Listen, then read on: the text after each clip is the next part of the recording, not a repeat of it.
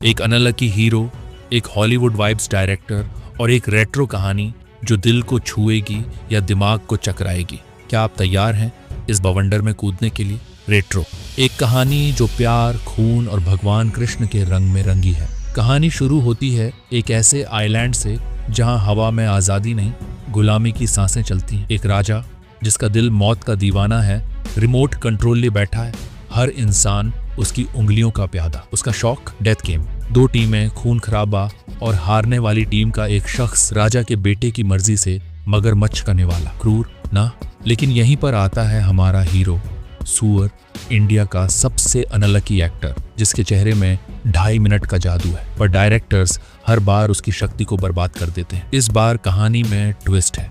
Director की कुर्सी पर बैठा है एक ऐसा शख्स जो इंडिया में रहकर हॉलीवुड का सपना बुनता है, कार्तिक सुब्बाराज, जिनका विजन रेट्रो को एक स्टाइलिश, भव्य मगर थोड़ा उलझा हुआ सिनेमा बनाता है। ये फिल्म पब्लिक को 2 हिस्सों में बांट देती है।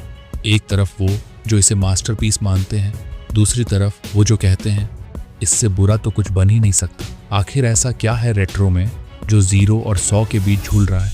सूर, हमारा हीरो, इस आइलैंड पर एक जोकर बनकर अपनी हीरोइन राधा को मनाने की जुगत में है। गांव के सामने कॉमेडी करता है ताकि शायद राधा का गुस्सा पिघले और उनकी लव स्टोरी को हैप्पी एंडिंग मिले। लेकिन राधा नाराज क्यों है?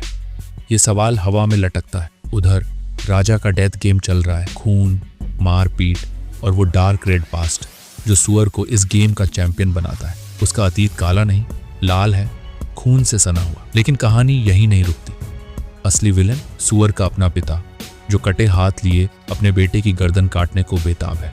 और फिर आता है फिनाले, एक ऐसा क्लाइमैक्स जो भगवान कृष्ण के जन्म से प्रेरित है। याद है कंस का वो डर, हर बच्चे को मार डाला ताकि उसकी मौत का कारण पैदा ही ना हो। ठीक वैसे ही रेट्रो में है द वन, सूर, जो इस गुलामी की दुनिया को उलटने और अपनी राधा के लिए जंग लड़ने को तैयार है। क्या है खास? आइडिया, भगवान कृष्ण की कहानी को मॉडर्न ट्विस्ट देना, जीनियस।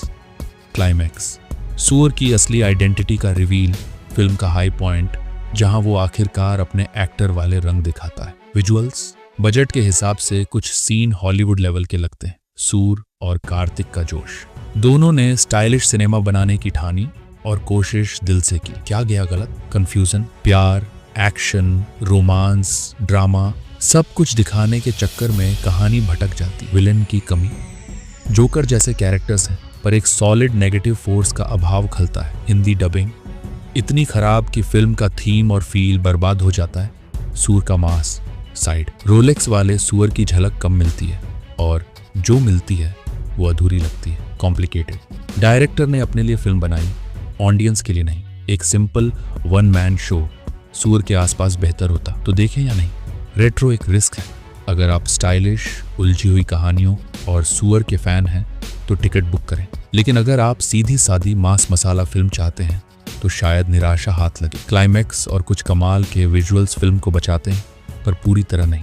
रेटिंग, 1 स्टार सूअर के क्लाइमैक्स प्रेजेंटेशन के लिए, आधा स्टार उन विजुअल्स के लिए जो बजट के बावजूद कमाल लगे। सूअर, better luck next time. Kartik, तुम्हारा विजन कमाल है, बस उसे थोड़ा सिंपल करो।